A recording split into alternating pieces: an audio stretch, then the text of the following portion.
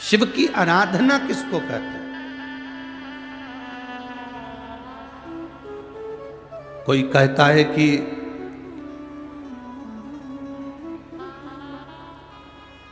क्यों भटक रहे हो, क्यों जा रहे हो यहां वहां।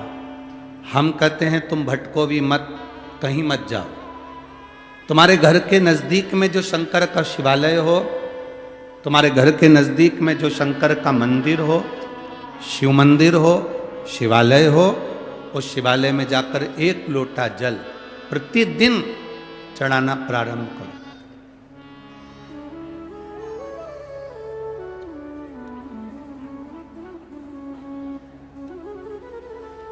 जो प्रतिदिन भगवान शंकर के मंदिर में एक लोटा जल समर्पित करता है, उसका हाथ महादेव पकड़ लेता है, फिर ऐसे ही नहीं छोड़ता, उसको मंजिल तक पहुंचाकर छोड़ता है।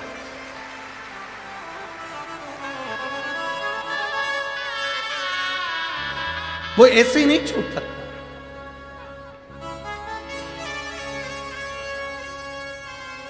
आपने अगर उस पर भरोसा करा है, हां, थोड़ा कष्ट हो सकता है, थोड़ी तकलीफें आ सकती है, थोड़ा दुख आ सकता है। जिंदगी में थोड़े थोड़े तकलीफें हर मनुष्य के जीवन में आती है। कोई संत, कोई साधु, कोई गुरु, कोई ब्राह्मण, कोई बहुत बहुत बड़ा महाराज भी अगर तुमको कह दे कि उसकी जिंदगी में दुख नहीं है, तो समझ लेना कि झूठ बोल रहा।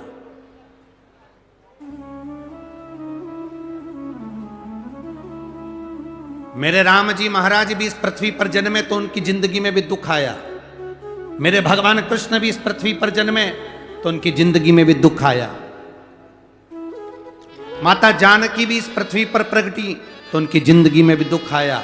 राधा रानी भी इस पृथ्वी पर प्रगटी तो उनकी जिंदगी में भी दुख आया। संसार में अगर जन्म लिया है, मृत्यु लोक में अगर तुम पैदा हुए हो, पृथ्वी पर अगर तुम आए हो, तो तुम्हारी जिंदगी में दुख ये नहीं कि नहीं आएगा। हमारे पूर्व के कर्म के अनुसार हमारी जिंदगी में दुख, हमारी जिंदगी में तकलीफें आती है, पर वो दुख मिटेगा कैसे?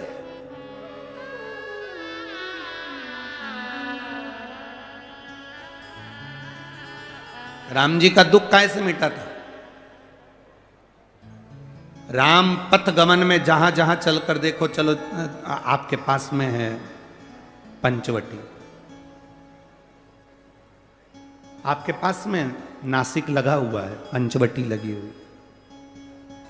ये कथा 19 तारीख को पूर्ण हो जाएगी। 21 तारीख को नासिक में माता गोदावरी के तट पर पंचवटी में 5 दिवसीय कार्तिक महीने में कथा लोगों को श्रवण करने के लिए भक्तों को मिल जाएगी। आपके नजदीक में लगी है पंचवटी, चलो जाओ। जितने राम जी महाराज अयोध्या से लंका तक गए, उसके बीच में जितने राम जी के मंदिर नहीं है, उससे अधिक शंकर जी के मंदिर हैं। उसका कारण केवल एक है, राम जी जहां रुकते थे वहां शंकर भगवान के शिवलिंग की स्थापना करते थे, पूजन करते थे, और वहां से फिर आगे बढ़ते थे, फिर आगे बढ़ते थे, फिर आगे बढ़ते थे। बिना शंकर की आराधना के, बिना शंकर भगवान को एक लोटा जल चढ़ाए बिना मेरे राम जी महाराज आगे बढ़ते ही नहीं थे। भगवान कृष्ण के जीवन का चरित्र उठाकर देखो, मेरे ठाकुर जी का नियम था, एक लोटा जल चढ़ाए बिना कृष्ण आगे बढ़ते नहीं थे। श्री दशरथ जी महाराज के जीवन चरित्र को उठाकर देखिए, सूर्य नारायण भगवान को जल और शंकर भगवान को जल चढ़ाए बिना दशरथ जी महाराज आगे बढ़ते नहीं थे। श्री जनक जी महाराज के चरित्र को उठाकर देखिए, एक लोटा जल चढ़ाए बिना जनक जी महाराज अपनी सभा में नहीं जाते थे।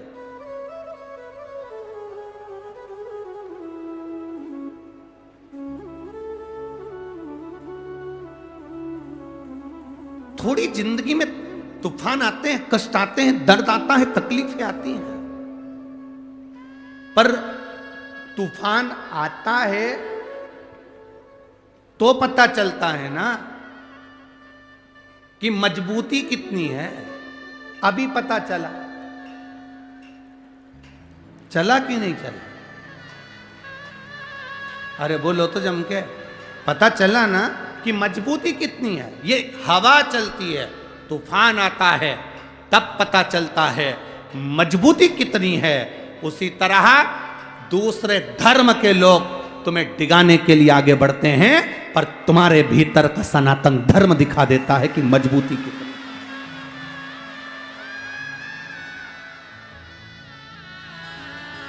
छत्रपति शिवाजी महाराज, जिनकी माता ने कहा कि बेटा सामने किला है और वो किला मुझे चाहिए, शिवाजी कहते हैं माँ क्या बात करती हो, ये किला वहाँ कितना कितना सैनिकों का बल भरा पड़ा हुआ है और मेरे पास में कुछ भी नहीं है, मेरे पास कुछ भी नहीं।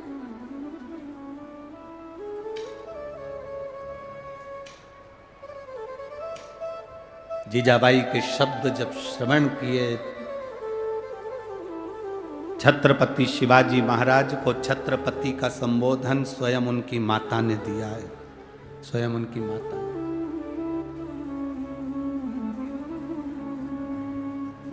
कह दिया जीजाबाई, सामने जो किला है वो मेरा है, तुझे मालूम है? हाँ मां, मैंने सुना है, ये किला अपना है, फिर कब्जा दूसरे का है।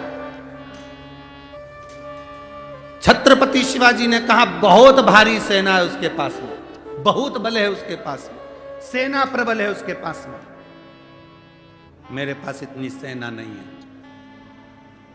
मां ने कह दिया शिवाजी तेरे बस की बात नहीं है, मैं खुद जाऊंगी और किला लेकर आऊंगी। स्वयं शिवाजी ने सुना कि मां स्वयं किला लेने के लिए जा रही है, स्वयं किला।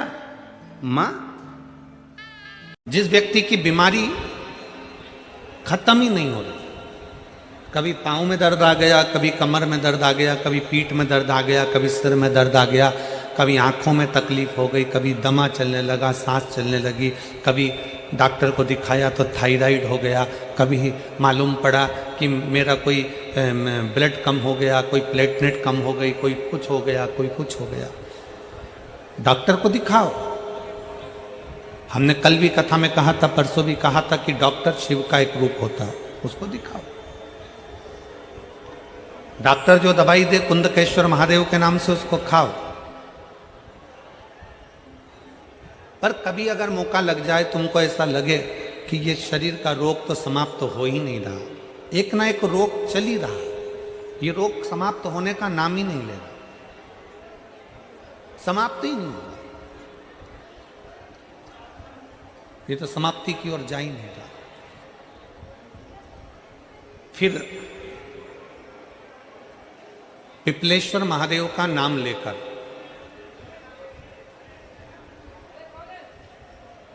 पिपलेश्वर महादेव का नाम लेकर कुछ भी मीठा जो बना सकते हो, हलवा बना सकते हो हलवा, सीरा बना सकते हो सीरा, खीर बना सकते हो खीर, चूरमा बना सकते हो तो चूरमा, लड्डू बना सकते हो तो लड्डू, जो तुम घर में मीठा बना सकते हो उसका केवल 7 ग्रास का